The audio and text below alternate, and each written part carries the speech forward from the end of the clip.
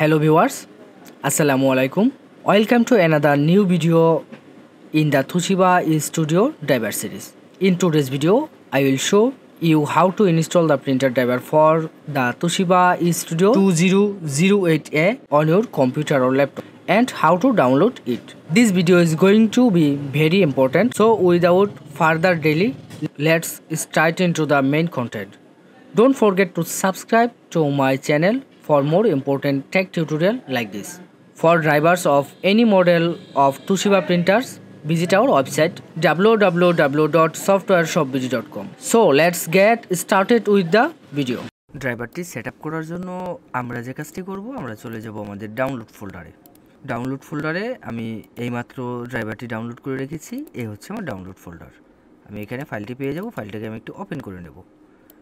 Open করার পরে ইন্টারফেসটা দেখতে ঠিক এরকম হবে। এখানে দুটি ফাইল একসাথে পেয়ে যাবেন। একটি পেয়ে যাবেন হচ্ছে আমাদের ড্রাইভার, আরেকটি পেয়ে যাবেন হচ্ছে পাসওয়ার্ড। আপনারা পাসওয়ার্ডে ক্লিক করে আমাদের কাছ থেকে পাসওয়ার্ডটা নিয়ে নিতে পারবেন। ড্রাইভারে ক্লিক করে ড্রাইভারটা সেট আপ করে নিতে পারবেন। ড্রাইভার ফাইলে ক্লিক করব। ক্লিক করার পরে ইন্টারফেসটা ঠিক এরকম আসবে। এখান থেকে যে কাজটি করতে হবে ড্রাইভারটা সেট আপ করে নিতে হবে এবং এই ড্রাইভারটা আমি যখন সেট আপ করতে যাব তখন একটি পাসওয়ার্ড চাবে। তার জন্য এই পাসওয়ার্ড ফাইলে ক্লিক করে আপনারা পাসওয়ার্ডটা নিয়ে নেবেন এবং সেকেন্ড স্টেপে আমি দেখাবো কোথা থেকে ডাউনলোড করবেন। তো এখানে ক্লিক করব। ক্লিক করার পর এই হচ্ছে আমার ড্রাইভার। ড্রাইভারটা চলে আসবে সামনে। দেন ড্রাইভারে ক্লিক করব।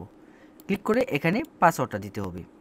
এখানে আমরা কিবোর্ডে যদি কোনো কিছু টাইপ করি এখানে কিন্তু দেখা যাচ্ছে এই শো পাসওয়ার্ডটা যদি টিক মার্কটা যদি আমরা তুলে দিই তাহলে এখানে যা টাইপ করব কোনো কিছু দেখা যাবে না। পাসওয়ার্ডটা এখানে টাইপ করে চাইলে এখানে শো পাসওয়ার্ডে ক্লিক করে পাসওয়ার্ডটা দেখে নিতে পারবেন। আর যদি সঠিক থাকে দেন ওকেতে ক্লিক করব। ওকেতে ক্লিক করার পরে কিছুক্ষণ অপেক্ষা করতে হবে। কিছুক্ষণের মধ্যে ঠিক এরকম একটি অ্যালার্ট চলে আসবে আপনাদের সামনে। এখান থেকে যে কাজটা করব আমরা এখানে অ্যালার্টটা আসার পর এখানে ইএসএ ক্লিক করে দেব।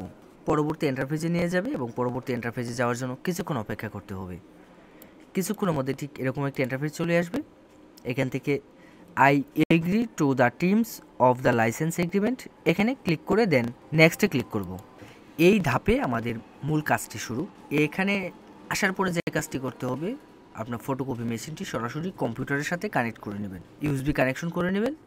অবশ্যই কম্পিউটারের সাথে কানেক্ট করতে হবে। এখানে কোনো প্রকার ইউএসবি হাব ব্যবহার করবেন না। তো আমি সাজেস্ট করব কম্পিউটারের পিছন দিক দিয়ে কানেক্ট করার জন্য। দেন কানেক্ট করার পরে এখানে রিকমান্ডেড নামে একটি অপশন পেয়ে যাবেন। এখানে প্রিন্টার ড্রাইভার রয়েছে, স্ক্যানার, ইউটিলিটি এবং ফ্যাক্স ড্রাইভ এবং কাস্টম ইনস্টল। তো আমি চাচ্ছি যে এখানে সবগুলো ড্রাইভার একসাথে সেট আপ করে নিতে। তার জন্য আমি রিকমান্ডেডে ক্লিক করব।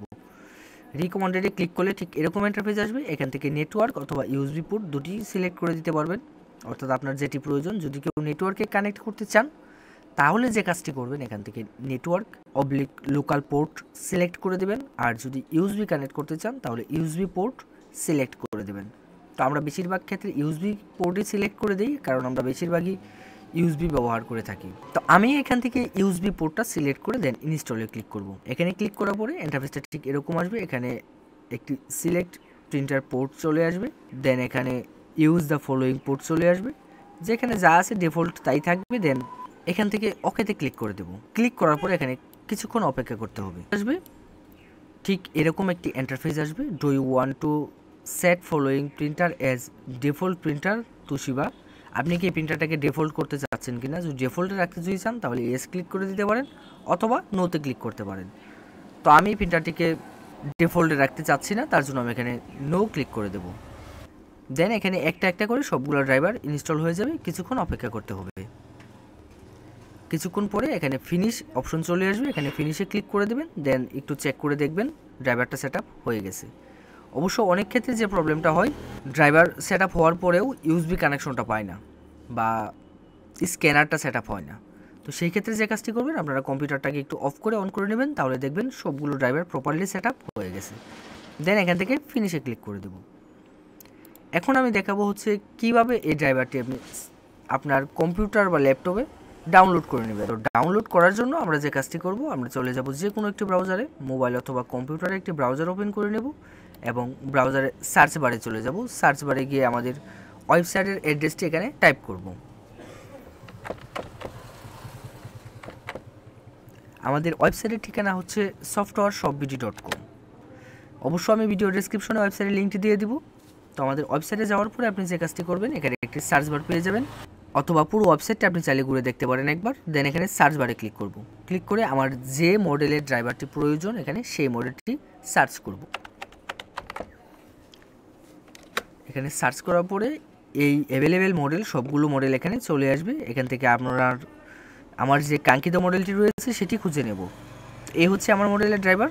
এখান থেকে রেড মোডে ক্লিক করব, ক্লিক করে এখান থেকে বিস্তারিত ইনফরমেশনগুলো দেখে নিতে পারবো। আর যারা মোবাইলে ভিজিট করবেন তারা একদম নিচে চলে যাবেন, নিচে সার্চ বার পেয়ে যাবেন, সেখানে গিয়ে সার্চ করবেন। দেন এখানে সকল ইনফরমেশন দেওয়া থাকবে, সবগুলো একটু একবার পড়ে দেখে নেবেন। দেন এখানে দুটি ডাউনলোডের জন্য লিঙ্ক পেয়ে যাবেন, ডাউনলোড হেয়ার এবং ডাউনলোড লিঙ্ক। যে কোনো একটি লিঙ্কে ক্লিক করব, ক্লিক করলে আমাদের পরবর্তী ধাপে নিয়ে যাবে এবং এখান থেকে গুগল ড্রাইভে চলে আসবে। দেন এখানে দুটি ফাইল একসাথে মাউস ড্র্যাগ করব, ড্র্যাগ করে সিলেক্ট করব, সিলেক্ট করে মাউসের রাইট বাটনে ক্লিক করব। রাইট বাটনে ক্লিক করে এখান থেকে ডাউনলোড অপশন সিলেক্ট করে দেব। কিছুক্ষণ অপেক্ষা করতে হবে, কিছুক্ষণের মধ্যে ডাউনলোড হয়ে যাবে। আপনার কম্পিউটার অথবা ফটোকপি মেশিন সংক্রান্ত যে কোনো সমস্যার জন্য যোগাযোগ করতে পারেন আমাদের ওয়েবসাইটে দেওয়া নম্বরে, এবং যে কোনো মডেলের ড্রাইভারের জন্য অবশ্যই ভিজিট করতে ভুলবেন না আমাদের ওয়েবসাইটটি। ধন্যবাদ সাথে থাকার জন্য। এরকম টেক টিউটোরিয়ালের জন্য আমাদের চ্যানেলটি অবশ্যই সাবস্ক্রাইব করে রাখতে ভুলবেন না।